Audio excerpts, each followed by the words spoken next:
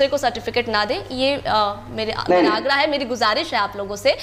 चौरसिया जी, आप पे आना चाहूंगी। चौरसिया जी, आप बहुत देर से बेताब है कुछ कहने को, लेकिन मैं सवाल आपसे लूंगी ये कि देखिए, एक बात तो है, हम सभी ये जानते हैं कि शायद बीजेपी के पास कोई ऐसी वॉशिंग मशीन है कि जब दूसरे खेमे में लोगों पर दाग लगते हैं और फिर वो खेमा बदलकर बीजेपी में जाते हैं तो दाग साफ हो जाते हैं। लेकिन जिस तरीके से विजय जी ने ये सवाल किया कि बीजेपी पर अक्सर ये दाग लगते रहे हैं कि बीजेपी दूसरे खेमे के लोगों को अपने अंदर शामिल करती है या फिर जहां पर उसे सत्ता नहीं मिलती है वो बैकडोर से जाने की कोशिश करती है, और ये दाग को बीजेपी आज तक धो नहीं पाई है। तो क्या ऐसी कोई मशीन नहीं है आपके पास? दूसरी बात, दूसरा सवाल आपसे मेरा ये होगा कि आप अभी कांग्रेस के कार्यकाल को गिनवा रहे थे कि उस कांग्रेस का जब कार्यकाल था तो कांग्रेस ने क्या किया, नहीं किया, कितना विकास किया। लेकिन चलिए अभी आपकी बात कर लेते हैं, आपकी सरकार है। जिस तरीके से विजय जी ने भी सवाल किया और अख्तर जी ने भी सवाल किया कि अभी भी तो लोग परेशान हो रहे हैं, सड़कों पर नजर आ रहे हैं, डिमांड कर रहे हैं, और अभी हालिया मुद्दा इंडिगो का उन्होंने उठा लिया। इन दोनों बातों का जवाब दीजिएगा क्योंकि आप बहुत देर से बोलने की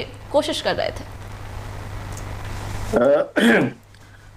मैडम देखिए, सबसे पहले बात तो मैं ये कहूंगा कि जिस विषय को लेकर के आपने डिबेट की शुरुआत करी वो डिबेट भटक सा गया है, भटक सा गया है, लेकिन मुद्दे पर ही बात हो रही है। अगर आप लोगों ने ही मुद्दा उठाया, आपने ही वो मुद्दा उठाया। नहीं, मैंने सवाल आपसे इसलिए लिया क्योंकि आपने पहले मुद्दा उठाया कि कांग्रेस केंद्र में क्या कर रही थी, इसलिए मैं आपकी तरफ गई। अगर आप ये बात नहीं उठाते तो मैं नहीं करती ये सवाल, और मैं सवाल बिल्कुल करूंगी। अगर आप किसी बात को किसी और तरफ मोड़ेंगे तो मैं उस पर भी सवाल आपसे लूंगी। आप ये मत समझिएगा कि मैं आपको उस पर छोड़ दूंगी। तो आप जवाब दीजिए अगर आपने मुद्दा उठाया है तो।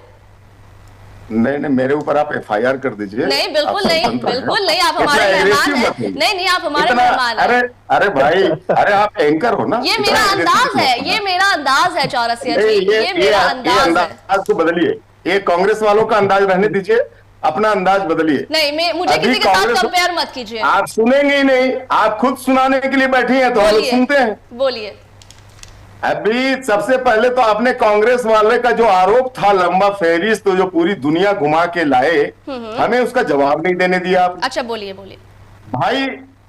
वो तो जो अभी क्या प्रवक्ता का क्या नाम था भाई, उन्होंने बता दिया कि कांग्रेस है क्या।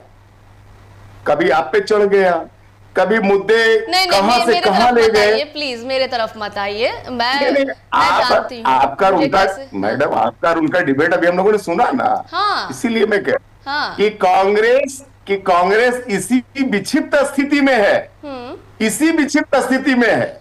चीजों का अगर सही भान हो जाए तो कांग्रेस अभी भी जिंदा हो सकती है, मेरी सहानुभूति है उनके विपक्षी पार्टी रहते हुए भी।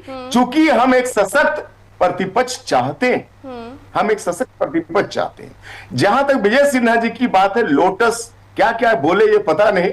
अच्छा, हमारे जो प्रदेश अध्यक्ष हैं, हमारे जो राष्ट्रीय अध्यक्ष भी आके गए हैं, खुले तौर पे हेमंत के सारी कारगुजारियों को वो साझा कर रहे हैं, नित्य साझा कर रहे हैं।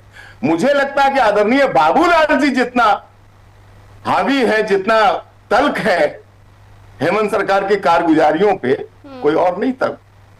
ऐसे में कोई ये कयास लगा रहा है कि हम लोटस टेम्पल में क्या क्या बोले वो करना चाहते हैं, तो हमारी ऐसी कोई मंशा नहीं है। सबसे पहली बात सुन लीजिए विजय जी, मैं टोकता नहीं हूं किसी को, मैं टोकता नहीं हूं किसी को।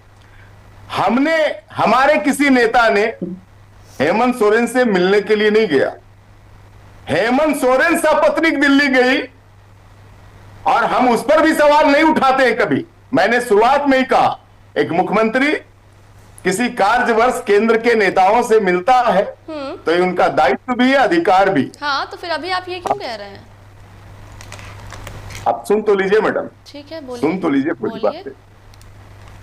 हमारा आप जो हेमंत जी के अभी आदिवासियों के कार्यक्रम को लेकर के जो इतना महिमा मंडन कर रहे हैं, हेमंत जी सबसे पहले आदिवासियों के हितकारी नहीं है। सबसे पहले ये देखिए, इनकी सरकार विगत 6 वर्षों से चल रही है झारखंड में, खुले तौर पूरी शक्ति के साथ। अगर ये आदिवासियों के हितकारी होते तो आदिवासियों की दिन दशा बदल जाती इन 6 वर्षों में।